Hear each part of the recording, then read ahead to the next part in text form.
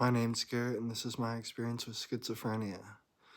So, I don't normally have visual hallucinations very often, but there was a time when I was going to school where I had a visual hallucination that there were snipers on buildings trying to kill me. From every direction I would go outside, I felt like someone was there trying to kill me. It got so bad that when I was going to school at the time, I stopped leaving my dorm building. I didn't leave, I wouldn't show in the window very often, and I just stayed in my room and I didn't even like eat for days at a time. And it's tough to talk about, but really I couldn't do anything about it. I lost like 20 pounds from not eating.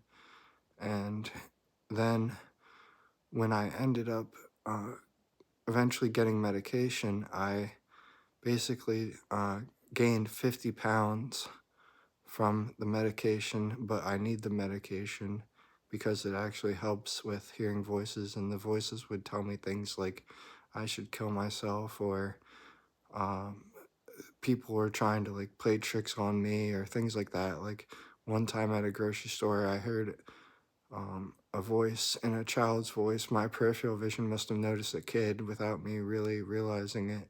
And it said, "Go kill yourself, you're worthless." And I turned around and there was a kid there. And like at first, I just assumed that everyone in the world was against me. But realistically, it was just me hearing voices.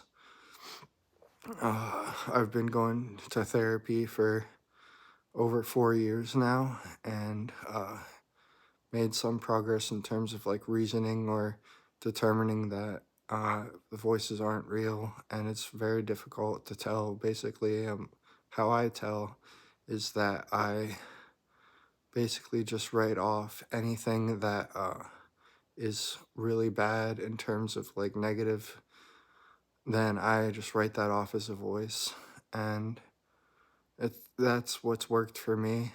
Sometimes people are actually saying negative things, but it's not nearly as often as the voices would make it seem, because before I was on medication, it would be like literally all day, every day, something bad was happening or being told something bad.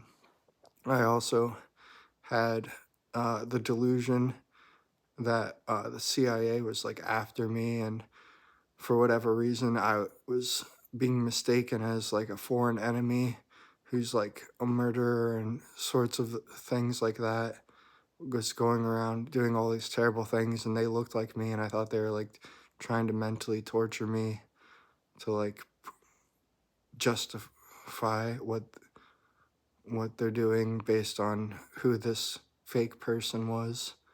And realistically, none of that was going on. It was just voices. And it's really tough to deal with, and I can't even imagine what people with schizoaffective disorder deal with, because they have bipolar on top of schizophrenia. So, yeah, it's been tough, but I've been living. Sometimes it's hard to find something worth putting up with all of this pain and like problems, but yeah, you just keep living and hopefully things work out. I'm still persistent in school. I worked really hard while going through all of this and ended up getting an associate's degree in psychology, which isn't much to a lot of people, but when you're dealing with something as tough as schizophrenia, then it's like a huge accomplishment. And I also graduated with honors. I'm still being persistent and trying to go to school and find what I really want to do in life, even though I'm almost 30 now, so it's tough, but hopefully uh, being persistent will pay off and I'll be able to make it someday. Thanks for watching. Bye.